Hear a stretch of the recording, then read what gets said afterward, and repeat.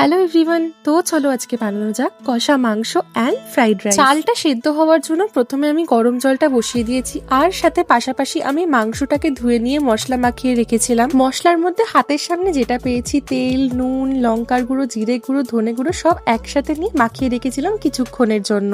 এদিকে গরম হয়ে যাওয়া জলের ভেতরে ধুয়ে রাখা চালগুলো দিয়ে দিয়েছিলাম, সাথে ফ্রাইড রাইসের জন্য সবজিগুলো ভেজে নিচ্ছিলাম। মা দিদার হাতে আগে ফ্রাইড রাইস খেলেও আমি কিন্তু এই প্রথমবারের মতন আমি নিজের হাতে ফ্রাইড রাইস বানাচ্ছিলাম এত জনের জন্য, আন্দাজেই আর কি ঢিল মারা যাকে বলে। বাট সবার থেকে একটা পাওয়া অনেস্ট রিভিউ হচ্ছে ফ্রাইড রাইসটা খুবই ভালো হয়েছিল। আর এদিকে আমি মাংসর জন্য তেলের মধ্যে যেগুলো গোটা মশলা আছে, গরম মশলা, সেগুলো আমি দিয়ে দিয়েছি, সাথে তেজপাতাও আর বেটে রাখা পেঁয়াজ, রসুন, টমেটো এইসব একসাথে দিয়েই না আমার আর ধৈর্য ছিল না, তার জন্য আমি মাংসটাকেও দিয়ে দিয়েছিলাম। একসাথে দেওয়ার পর ওকে ওর মতন ছেড়ে দিও, ও নিজেই সেদ্ধ হয়ে কষে যাবে। আর এই যে ফাইনাল রেজাল্ট হচ্ছে এইটা, খেতে কিন্তু খুবই ভালো হয়েছিল, তোমরাও ট্রাই করতে পারো।